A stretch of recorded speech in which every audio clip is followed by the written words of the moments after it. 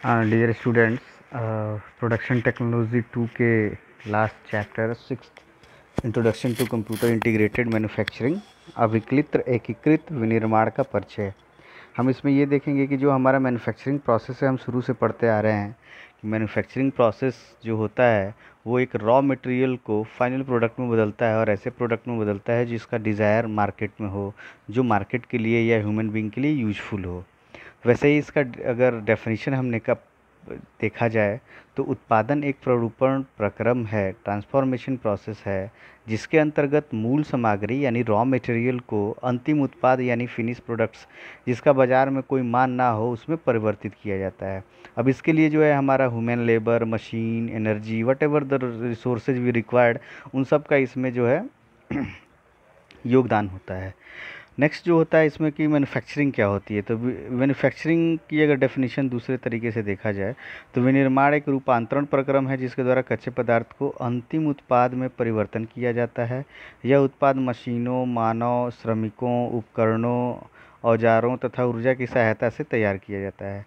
यानी हम इसको अगर इंग्लिश में डिफाइन करें तो manufacturing is a transformation process by which raw material are converted into final products with the help of machines, human labors, equipments, tools and energy। अब जो मैन्युफैक्चरिंग होती है वो डिफरेंट इंडस्ट्रीज़ में होती है। उद्योग इसके लिए लगाने पड़ते हैं, कैपिटल इन्वेस्टमेंट होता है।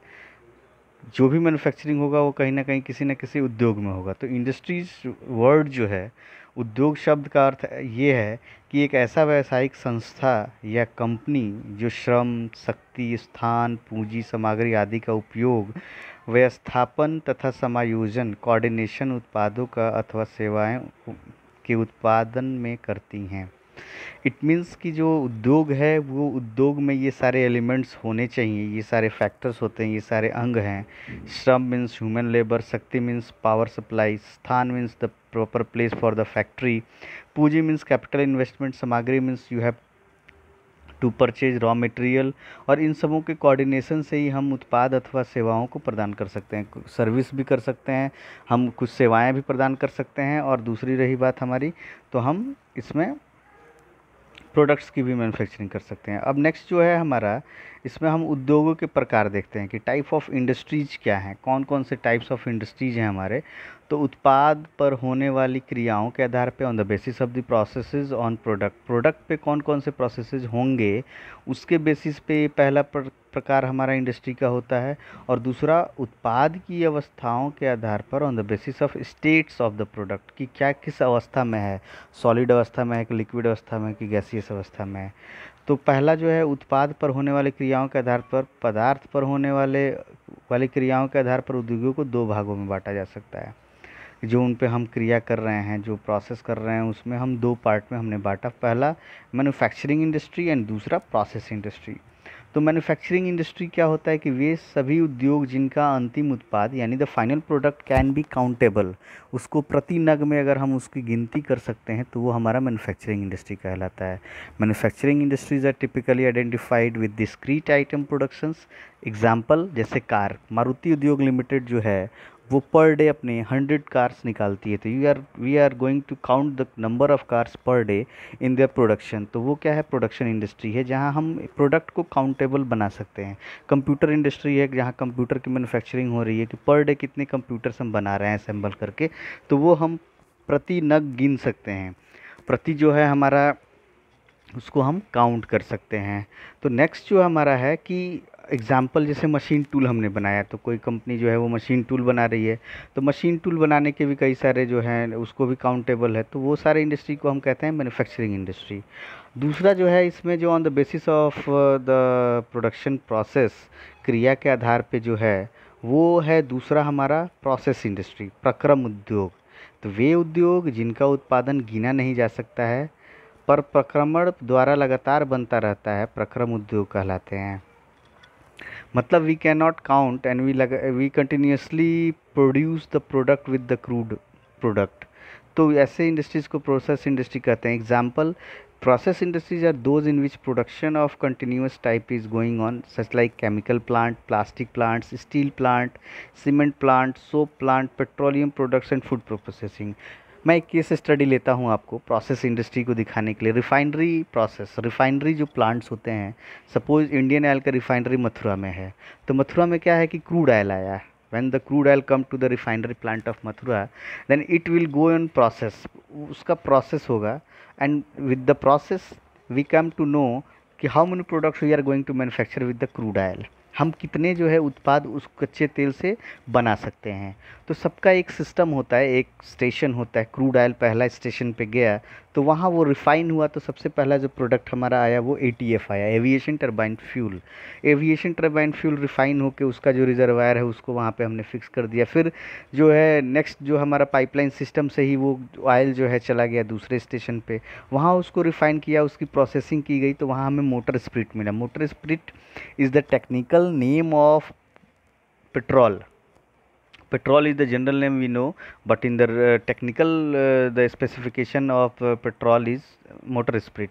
तो मोटर स्पिरिट को रिफाइन किया, फिर वो अगले चैनल पे चला गया। Diesel, HSD high speed diesel is coming, then अगले स्टेप पे गया तो then the kerosene oil is coming, then अगले स्टेप तो पैराफिन वैक्स बन के आ गया। इट मीन्स कि the crude oil is going to be processed in the different stages, different stations, अलग अलग स्टेशंस पे अलग अलग अवस्थाओं में उसकी प्रोसेसिंग होती गई और वो अलग अलग प्रोडक्ट बनाता चला गया। तो ऐसी इंडस्ट्रीज़ को हम प्रोसेस इंडस्ट्रीज कहते हैं। ठीक है, अब उत्पाद की अवस्थाओं के आधार पर हमारे पास जो है प्रकृति में उपलब्ध कच्चे माल को तैयार माल तक पहुंचाने में रास्ते को पड़ने वाली विभिन्न अवस्थाओं के आधार पर उद्योगों को 3 भागों में बांटा गया है। मूल उत्पादक, what is the basic producer, संपरिवर्तक, बेसिक कन्वर्टर, विचरक यानी फैब्रिकेटर। तो मूल उत्पादक क्या है? Basic producer. यह उद्योग प्राकृतिक संसाधनों, नेचुरल रिसोर्सेज का उन मूल सामग्रियों का रूपांतरण करते हैं जो बाद में विनिर्माण उद्योग द्वारा प्रयोग की जाती है। जो नेचुरल रिसोर्सेज को, जैसे सपोज कि बॉक्साइट को एक्सट्रैक्ट किया, और बॉक्साइट को एक्सट्रैक्ट करके जो माइंस है, माइंस खदान जो है वो बॉक्साइट को एक्सट्रैक्ट करके एल्युमिनियम की प्रोसेसिंग इंडस्ट्री को भेज दिया, they will extract the aluminium, AL। वैसे ही हमारा दूसरा जो है कन्वर्टर, सरपरिवर्तक। यह मूल जो है हमारे उद्योग प्रत्येक संसाधनों जो हमारा मूल उत्पादकों के उत्पाद को विभिन्न उत्पादों में बदलते हैं। जैसे आपका क्रूड ऑयल आया, वो ड्रिल होके नीचे से आया, अर्थ से ड्रिल होके आया, ड्रिल होने के बाद वो आपको आके मिला, तो उसको जो आप कन्वर्ट कर रहे हैं, तो उस इंडस्ट्री का हम नाम देंगे कन्वर्टर, सब परिवर्तक। सपोज आपको वुड हमने दिया, would is the natural source, and would say आप क्या कर रहे हैं? फर्नीचर्स बना रहे हैं, तो furniture is the product of the wood, then the manufacturing, furniture manufacturing company will be the converter. फिर जो है हमारा तीसरा है फैब्रिकेटर्स। तो फैब्रिकेटर्स क्या है कि यह उद्योग संपरिवर्तकों में बने कच्चे माल का प्रयोग करके अंतिम उत्पाद, फाइनल प्रोडक्ट की गढ़ाई या विचरण तथा समायोजन किया जाता है। इसको क्या करते हैं कि जो हमारा कन्वर्टेड, जो कच्चे माल को हमने कन्वर्ट करके फाइनल प्रोडक्ट में बदला है, उसको असेंबल करते हैं, उसको असेंबल करके नए प्रोडक्ट को बनाते हैं, तो वो आता है फैब्रिकेटर में। अब हम बात करते हैं कि what are the types of production. We come to know that production is the process to convert raw material in the finished product. Raw material with the finished product, the product which will be going to be used by the human being. ऐसा नहीं कि ऐसा product आपने बना दिया कि उसका कोई यूज़ नहीं है। Although you are doing work for converting raw materials in the final product, आप यद्यपि आप किसी कच्चे माल को एक फाइनल प्रोडक्ट में बना रहे हैं, तो उसको बनाने के लिए ये ज़रूरी नहीं है कि वो यूजफुल ही हो। तो ऐसा प्रोडक्ट हम बनाएं जो यूजफुल हो, that is called production, efficient production.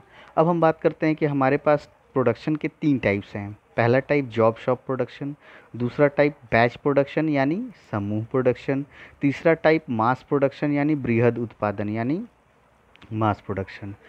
Job shop उत्पादन क्या होता है? जॉब शॉप प्रोडक्शन में हम क्या करते हैं कि उत्पादन किसी विशेष ग्राहक की आवश्यकता की पूर्ति के लिए किया जाता है। कस्टमाइज, जैसे आपने एक हलवाई को ऑर्डर दिया कि हमें भाई इतने पीसेज ऑफ रसगुल्ले चाहिए और उसकी साइज़ ये होनी चाहिए, तो डैट इज़ कस्टमाइज ऑर्डर। उसके लिए जो आपका जो फैक्ट्री काम करेगा, जो हलवाई की फैक्ट्री काम करेगी, that is under the job shop production. Job shop production is commonly use to meet specific customers order. जैसे आप कस्टमाइज प्रोडक्ट्स बनाते हैं, इसमें क्या होता है कि उत्पादित वस्तुओं की संख्या बहुत कम होती है। जैसे फैक्ट्री में उत्पाद पर अनेक प्रकार के ऑपरेशन विभिन्न मशीनों से तथा कुशल कारीगरों द्वारा संपन्न कराए जाते हैं। इस प्रकार के उत्पादन के लिए उत्पादन तंत्र फ्लेक्सिबल होना चाहिए, यानी वो आपका नम्य होना चाहिए, क्योंकि customise product is depending on the desire of the customer. तो कस्टमर के डिज़ायर के हिसाब से आप अपने मशीन सेटअप को चेंज कर पाएँ, ये बहुत ज़रूरी होगा। तो इसमें हमें स्पेसिफाइड नहीं होना चाहिए, विशेषकृत नहीं होना चाहिए। हमारे जो मशीन सेटअप हैं वो फ्लेक्सिबल होना चाहिए।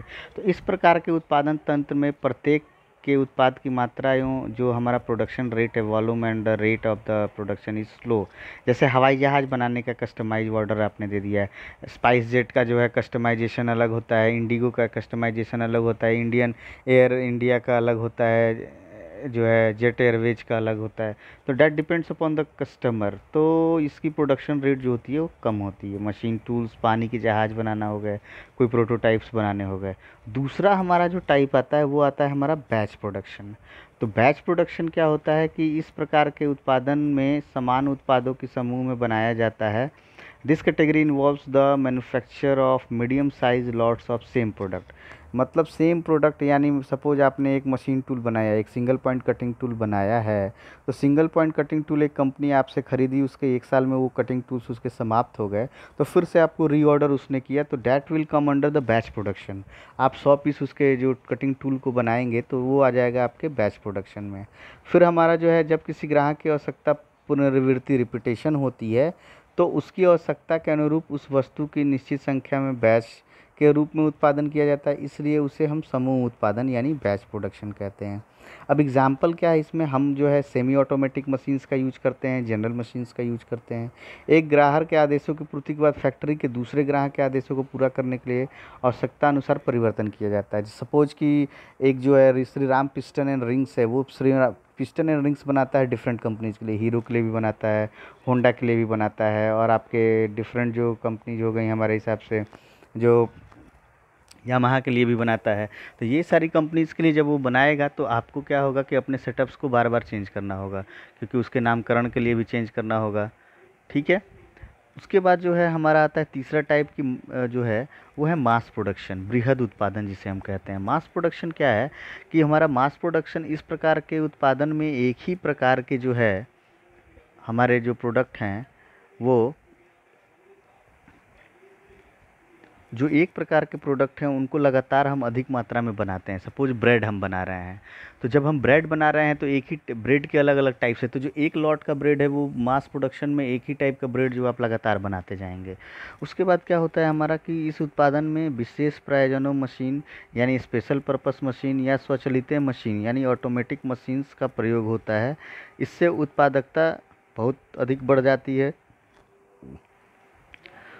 उस उत्पादन में उत्पादन लागत कम होती है, क्योंकि आपको बार बार सेटअप चेंज नहीं करना है। You have not required to change the setup because you have to produce only one type of product at the same time for the continuous whole production of the mass production.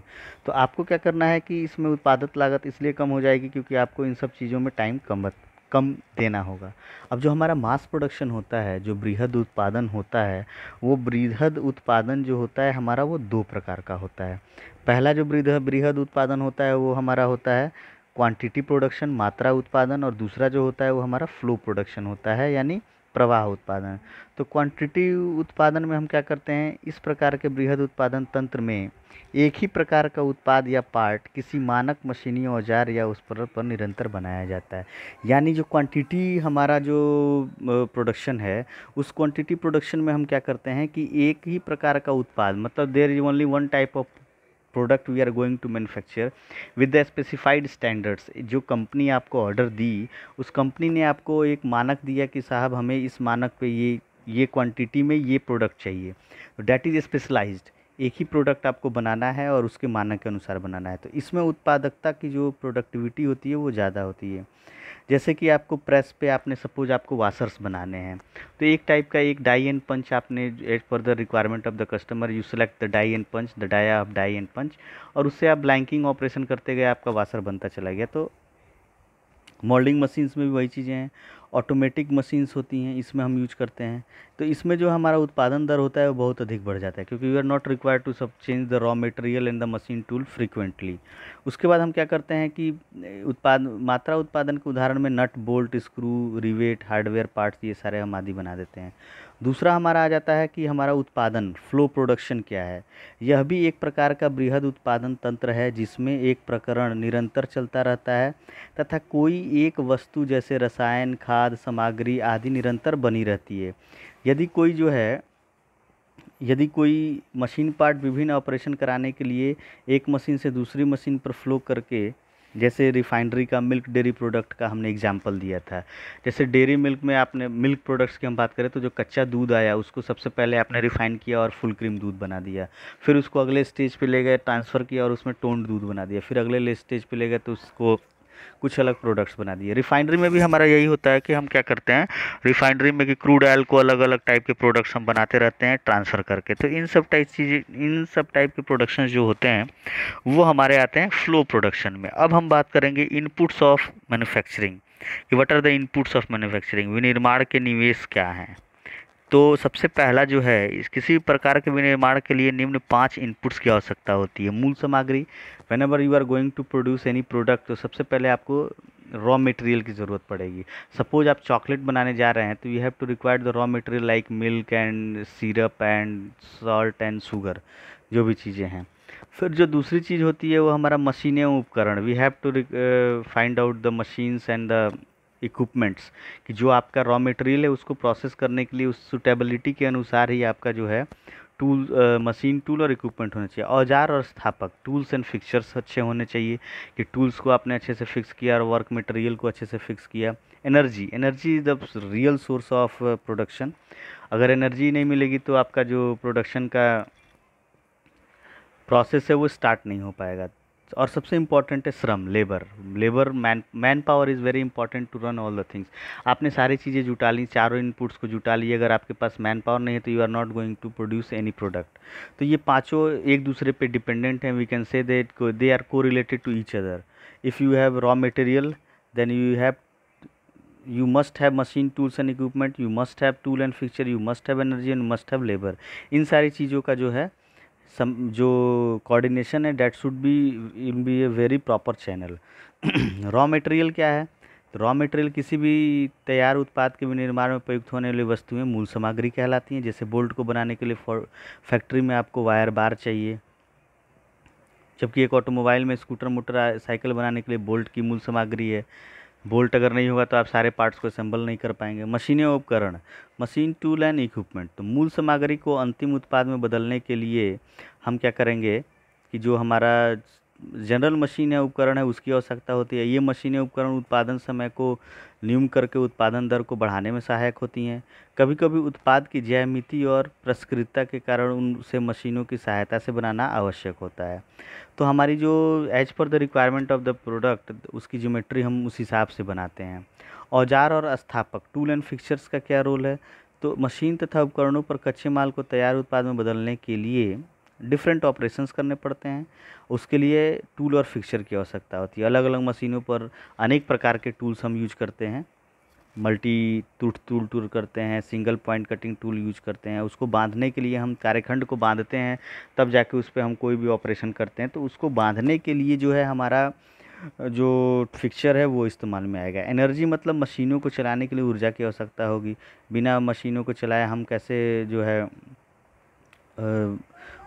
उसको हम use कर सकते हैं। फिर श्रम, labour हमारा जो होता है, किसी भी मशीन को चलाने के लिए तथा उत्पादन कार्य करने के लिए श्रम अर्थात लेबर की आवश्यकता होती है। यहाँ तक कि स्वचालित तथा कंप्यूटरीकृत मशीनों की ऑपरेट करने के लिए श्रम की आवश्यकता होती है। सपोज कि हमारे पास ऑटोमेटिक लेथ मशीन है या CNC मशीन है, although they are automatic but we required operator to operate to give the commands to them. बिना कमांड दिए वो कार्य नहीं करेगा। रोबोट हमारा है, रोबोट कार्य करता है, उसको बिना कमांड दिए हम उससे कार्य नहीं ले सकते हैं। तो फुली ऑटोमेटिक मशीन या कंप्यूटराइज मशीन्स के लिए भी हमें ऑपरेटर की ज़रूरत पड़ती है। अब हमारा जो विनिर्माण कार्य होता है, मैन्युफैक्चरिंग फंक्शंस जो होते हैं, उसकी अगर हम बात करें कि जब कच्चे माल को तैयार उत्पाद में परिवर्तित करने के लिए विभिन्न प्रक्रम किए जाते हैं, उसकी लागत भी बढ़ती जाती है। इन प्रक्रमों को ही वैल्यू एडिशन प्रोसेस कहते हैं। ये क्रियाएं निम्नलिखित हैं। पहला प्रोसेसिंग ऑपरेशन, दूसरा असेंबली ऑपरेशन, तीसरा पदार्थ हस्तांतरण भंडारण मटेरियल हैंडलिंग एंड स्टोरेज, और चौथा जो है निरीक्षण एवं परीक्षण यानी इंस्पेक्शन एंड टेस्टिंग, और पांचवा नियंत्रण यानी कंट्रोल। तो जो हमारा वैल्यू एडिशन होता है मैन्युफैक्चरिंग प्रोसेस में, उसमें हमारी ये सारी क्रियाएं निम्नलिखित में हैं। जो हमने आपको बताया, ये 5 जो है वैल्यू एडिशन प्रोसेस होती हैं। प्रक्रम ऑपरेशन, प्रोसेसिंग ऑपरेशन क्या है, असेंबली ऑपरेशन क्या है, मटेरियल हैंडलिंग इक्विपमेंट्स और स्टोरेज कैसा है, इंस्पेक्शन एंड टेस्टिंग कैसा है, और नियंत्रण कैसा है। तो जो फैक्ट्री की जो हमारी ऑपरेशंस हैं, उस फैक्ट्री के अंदर यही 5 ऑपरेशंस होते हैं। विनिर्माण प्रक्रम यानी we have to manufacture the products को मैन्युफैक्चर करने का, उनको हम एक जगह असेंबल करते हैं, फिर उसको हम ट्रांसफ़र करते हैं, फिर ट्रांसफ़र करने के बाद उस लॉट से कुछ प्रोडक्ट्स को बाहर निकाल के हम उसकी टेस्टिंग करते हैं, इंस्पेक्शन करते हैं। और इस सारी चीज़ों को करने के लिए हमारे पास सबसे पहले जो रिक्वायरमेंट होता है, जो इनपुट्स होंगे, वो मूल सामग्री होगी, इक्विपमेंट्स होंगे, टूल्स होंगे, फिक्चर्स होंगे, एनर्जी होंगे एंड लेबर्स होंगे। ये सारी चीज़ों के अवेलेबिलिटी पे, on the basis of the availability of raw material, equipments, tools, fixtures, energy and labor, we are going to do the four four processes in the industry. That is, first one is manufacturing, second one is coordination and assembly, third one is material handling and fourth one is inspection and testing. फिर इसकी नियंत्रण हम करते हैं। नियंत्रण कैसे करेंगे? इन सारी चीज़ों के प्रोसेस को होने के बाद हमें जो है तैयार उत्पाद मिलता है, जो रेडी प्रोडक्ट मिलता है। तो प्रक्रम ऑपरेशन में हम क्या करते हैं कि कच्चे माल को तैयार उत्पाद में परिवर्तित करने के लिए उसे हम जो है अनेक प्रक्रमों को करने के लिए आवश्यकता होती है, जिन्हें हम प्रक्रम ऑपरेशन कहते हैं, प्रोसेस कहते हैं। उदाहरण के लिए अनलोडिंग, शक्ल को बदलना, वांछित भौतिक गुणों का विकास करना। सभी प्रक्रम ऑपरेशनों को 4 समूहों में वर्गीकृत किया जाता है। पहला जो है हमारा बेसिक प्रोसेस, दूसरा जो है हमारा द्वितीय सेकेंडरी प्रोसेस, तीसरा है भौतिक गुणों को बढ़ाने के लिए प्रक्रम। तो ये process to enhance the physical properties. तो ये जो है हमारे बेसिक प्रोसेस होते हैं। बेसिक प्रोसेस में आप रॉ मटेरियल को देखते हैं, उसकी ज्योमेट्री देखते हैं। द्वितीय प्रोसेस में आप उसकी प्रोसेसिंग करते हैं, जैसे टर्निंग, बोरिंग, छिद्रण, रिमिंग। और भौतिक गुणों को बढ़ाने के लिए उसमें हीट ट्रीटमेंट कर सकते हैं। परिष्करण ऑपरेशन में हमारे जो है इनेमेलिंग कर सकते हैं, एनोडाइजिंग कर सकते हैं, इलेक्ट्रोप्लेटिंग कर सकते हैं, प्रोटेक्टिव लेयर्स बचा सकते हैं।